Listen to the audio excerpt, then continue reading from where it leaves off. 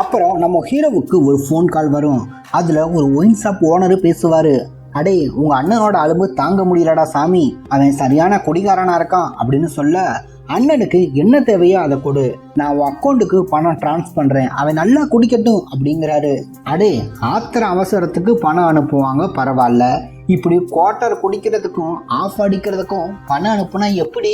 அதுல wine shop owner, இவனை ஏதாவது பைத்தியக்கார ஹாஸ்பிட்டல சேர்த்து விட வேண்டியது தானே அப்படின்னு கேட்ட உடனே நம்ம ஹீரோவுக்கு பார்த்தா அப்படின்னா கோவம் வந்துடும். வந்தேன், உன் மண்டையை உடச்சிருவேன், உன்னை என்ன சொன்னேன், எங்க அண்ணனுக்கு சரக்கு ஊத்தி கொடு, உனக்கு பணம் தரேன் அப்படின்னு தானே சொன்னேன், அதை மட்டும் செய்டா அப்படின்னு மிரட்டுறாரு ஒயின் ஷாப் ஓனரை.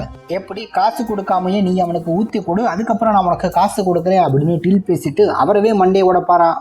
இதே வேற ஒயின் ஷாப் ஓனரா இருந்தா அப்படின்னா பாட்டில் எடுத்து அவங்க அண்ணன் மண்டையிலே அடிச்சிருப்பான். ஆனா இந்த ஒயின் ஷாப் ஓனர் ரொம்பவே நல்லவர் போல இருக்கு. அவங்க அண்ணனை ஒன்றும் பண்ணல, அவனை திரும்ப திட்டவும் இல்லை நம்ம ஹீரோவை.